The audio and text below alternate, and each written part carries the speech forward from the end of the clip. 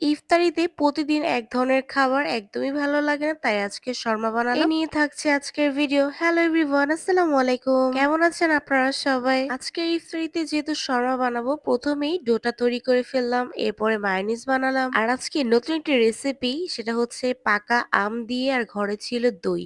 ব্যাস এগুলো দিয়ে গুঁড়া দুধ দিয়ে একটি লাচ্ছি বানিয়ে ফেললাম। আর যেহেতু শর্মা বানাবো এর জন্য চিকেন লাগবে, তো মুরগির বুকের পিস নিয়েছিলাম। সুন্দর করে মাংসগুলো জিরি জিরি সাইজ কিমার মতো করে মেরিনেট করে রেখেছিলাম। এরপর ইফতারের আগে এগুলো ভেজে নিলাম। বেশি ভাজা যাবে না, তাহলে কিন্তু অনেক বেশি শক্ত হয়ে যাবে মাংসগুলো। আর আমার ঘরে ফ্রোজেন পিজা ছিল, ওটা বের করে নিলাম। আর এই তো এক এক করে রুটিগুলো বেলে নিচ্ছিলাম। শর্মার জন্য রুটি বানাবো, বেশি মোটাও না বেশি পাতলাও না, মিডিয়াম সাইজেরই নিয়ে নিয়েছি। এরপর এক এক করে আমি শসা, গাজর, ক্যাপসিকাম, তারপর পেঁয়াজ সবকিছু একসাথে, মায়োনিজ সস একসাথে মিক্স আপ করে, সাথে চিকেনও ছিল, এগুলো মিক্স আপ করে নিয়েছি। এরপর রুটির মধ্যে সুন্দর করে বিছিয়ে ভাজ ভাজ করেই ব্যাস আমার শর্মা রেডি হয়ে গেল। শর্মাটা দেখে যদি কারো লোভ লাগে, তার জন্য কিন্তু আমি দায়ী নয়। খেতে কিন্তু অনেক বেশি মজা হয়েছিল। ভিডিওটি ভালো লাগলে ফলো দিয়ে পাশে থাকবেন। Tata, bye bye.